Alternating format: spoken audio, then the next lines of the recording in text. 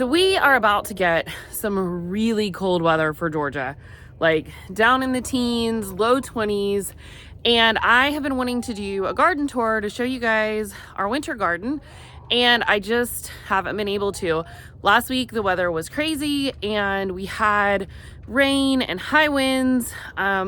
Lots of things were blown over. The wood chips back in the garden are kind of washed everywhere. So I was kind of hoping that I would be able to get out here and clean things up a little bit before I showed you. But it is what it is. And so the reality is that we are going to do a garden tour today before it gets too cold and I don't want to come out here anymore. So we pretty much use our garden year round because typically our weather is not too crazy. We have the opportunity to keep a lot of things in the ground or covered or start some cold weather plants. So I was just gonna take you guys through.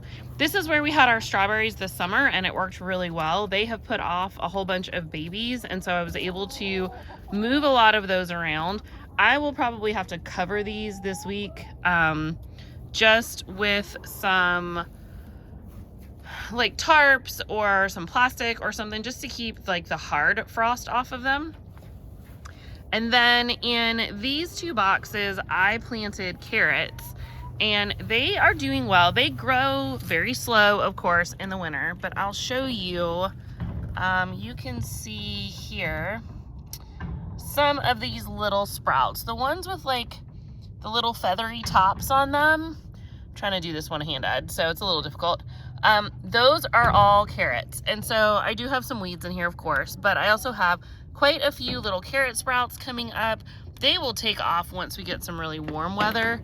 I also need to water them tomorrow before it gets too cold. So I have some carrot sprouts in here as well. And then also over in this far box, and actually you can see them much better in this box. Yeah, so all of these little babies, these are all carrot sprouts, and I'm really excited. Hopefully we're gonna have a boatload of carrots. And then these are all strawberries. Here on this side we got them. These are all babies, all under here, that came off of these plants over here on the side, and then also those plants back in the box. All right, and then in this box here, I actually have a mixture of carrots and spinach. The wind, like I said last week, was so crazy that it just really destroyed lots of things. So you can't really see very much through these things. These panels are new to me this year, and I will be honest, I am loving them. They're about $18 at Home Depot. I got 8 of them.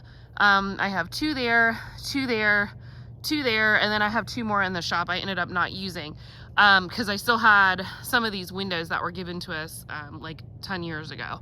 But I really love them. Their lightweight is probably the only negative I would have to say about it. But they do a great job of letting the light in and keeping the moisture in too as much as possible. So I will definitely be purchasing more of those if we add more raised beds.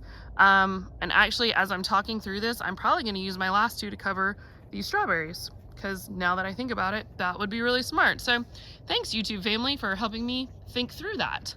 Over here in this box ended up kind of being a little bit of a catch-all of everything.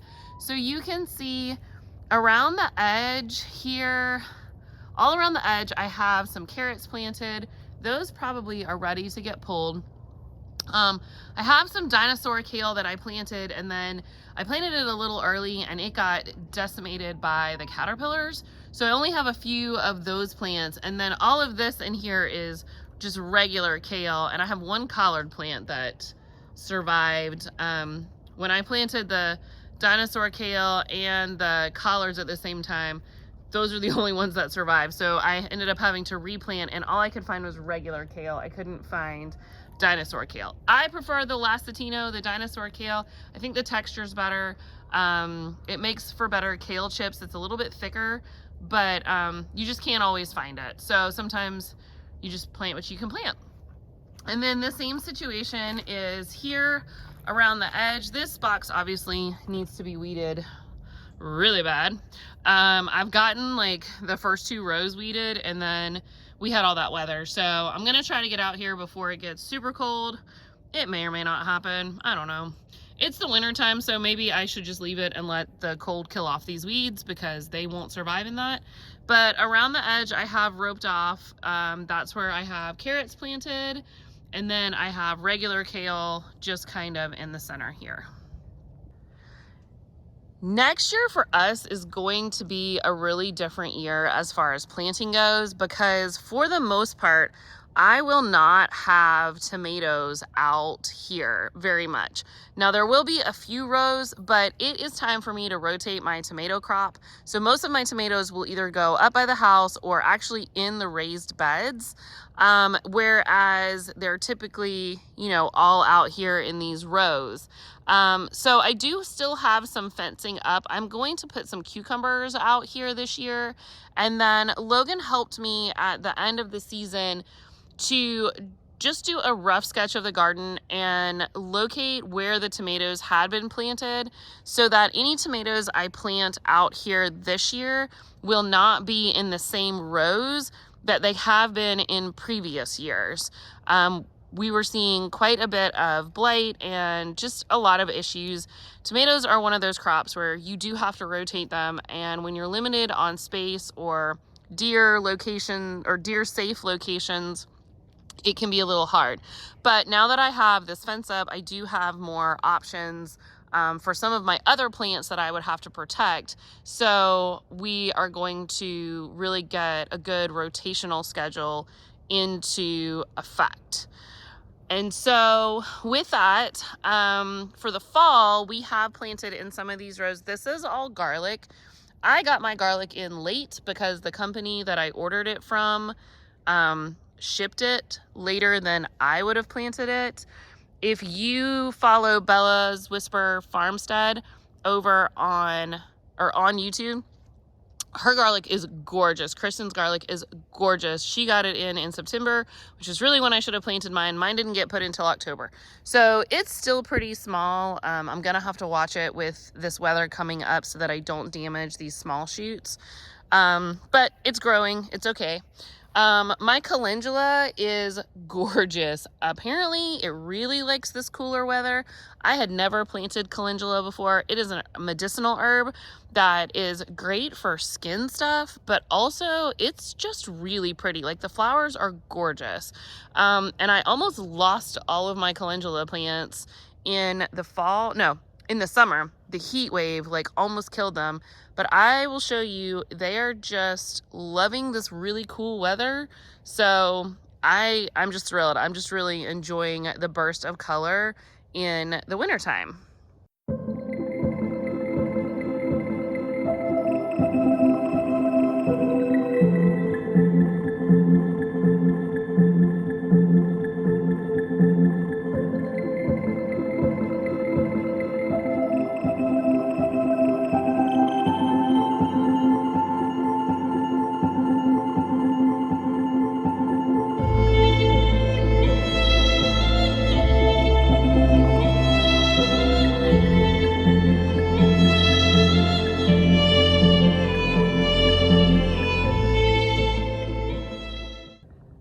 So pretty much in the rest of the garden, you can just see I have collards planted everywhere. I did try to plant some kale. I don't know if I just, like I said, that dinosaur kale that I had, I don't know if the seed was just old or just the weather wasn't agreeable with it, but I didn't have very much come up. So I ended up planting all of my collard seeds, which I always buy more than I need. But we honestly will eat quite a bit of it. Tracy and Logan love collards. You can see like all these rows behind me here are collards. They're doing really well. And so if whatever we don't eat, I'll can some for sure, so we have it throughout the summer. And then I will just go ahead and start cutting it, and I will either till it in or I'll give some to the chickens. But greens in general, are a really good cover crop. And so I used to plant like mustard greens and other greens that we really didn't eat because I was like, oh, it's a cover crop. And then it dawned on me, like, that was stupid. Why not just plant something that we would eat, and whatever's extra, whatever we don't eat, you know, it can get tilled in and add organic matter. I can feed it to the chickens. Like, it doesn't have to be just a cover crop. It can do double duty. So that's what I'm doing this year with all the collards that I did plant. And then I'll show you some of the new rows that we got prepped back here, and you can see what changes are coming for the spring. Okay, so these rows here, I have kind of a mixture of some carrots seeds. I was just trying to like use up spaces. The seeds I had this year, some of them were a little bit older, so I just started putting seeds everywhere this fall so that I could make sure I was using them and not wasting seeds. So I've got a mix of carrots. This is a little bit of that dinosaur kale that did come up. So I'm really hoping once we get through this cold snap, it will kind of get a little bit bigger, especially in the spring, and I can make some kale chips. I have another row of garlic here. This is, like I said, it's still really small, so I'm probably gonna have to cover this week. I had a couple cabbage plants that came up, and I don't know, they're not doing great, but they're not hurting anything, so I'm leaving them. I have them covered. As you can tell, everything really needs to be weeded, but like I said, it just really hasn't been able to happen, unfortunately. These rows back here, when we originally made them, we made too many rows and we spaced them too close together. So we decided to go ahead and fix the spacing. That actually allowed us to make deeper beds, I guess, or taller rows with the correct spacing in between. We will put wood chips out here later on, but right now we just haven't stressed about it. And then I actually have been keeping them covered with some tarps because they do not have a cover crop. They had quite a few weeds in them, and I was just trying to kind of get ahead on some of the weeds. I really need to get some more tarps and cover some more of the bare rows, but we'll see if that happens. Right now, I'm not sure. And then last year we grew beans back here, like black-eyed peas. And so this year we have some extra poles and deer fencing. So Tracy said that we could use the extra poles. We actually just decided to create one long row. And this is going to end up all being beans that I can dry. I think they're like black-eyed peas or purple whole peas, cow peas. I'm not 100% sure. They were given to me and they grow really well, but they are aggressive. So they are not something you want to try to put anywhere that can't be completely covered. Last year, when we had them, just a small section right here, they actually grew out and over like a 2-foot stretch here and got into the back deer fence. So we are going to give them their own trellis right here. So I'm really very excited about that, because dried beans are something that we don't eat a ton of, but I do like to have on hand. These are our raspberry canes that I was given.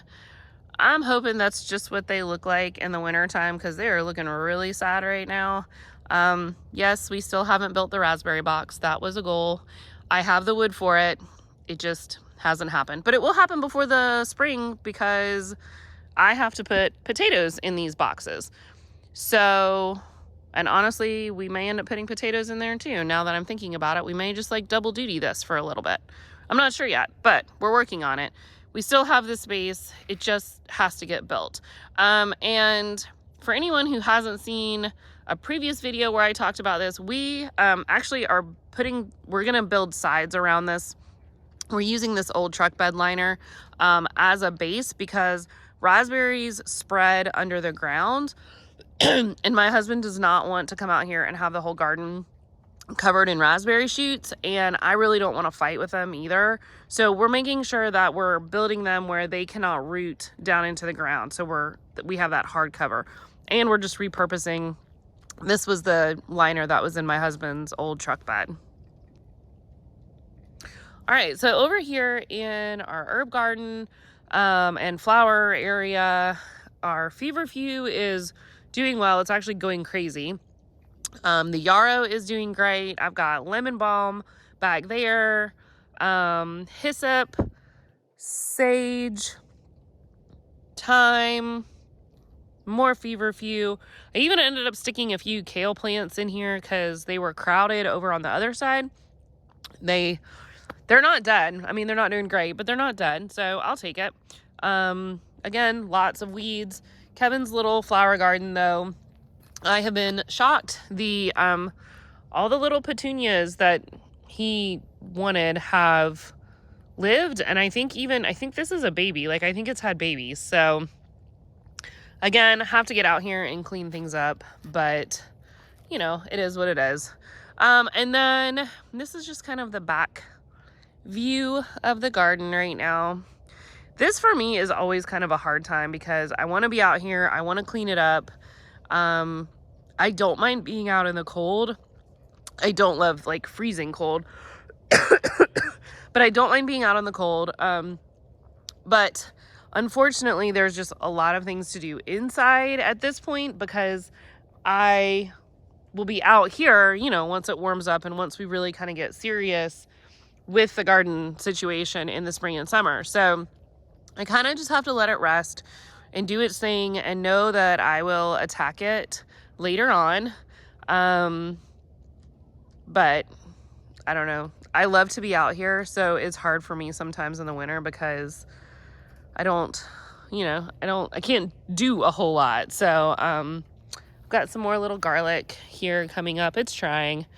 We'll see. I'm gonna hope that we don't lose too much with this freeze that's coming because it's gonna be like a good week of like cold temperatures, especially at night.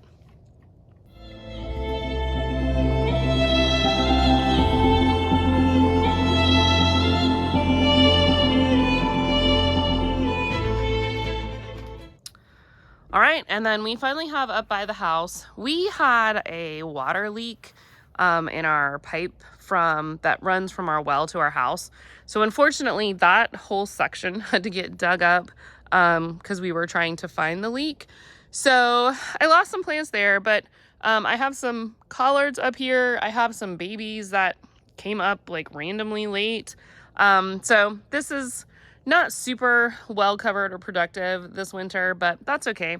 My strawberries are actually doing pretty good in my little tower. I have lost a few of them, but overall, I think they're doing pretty well. I am probably going to try to cover this as well.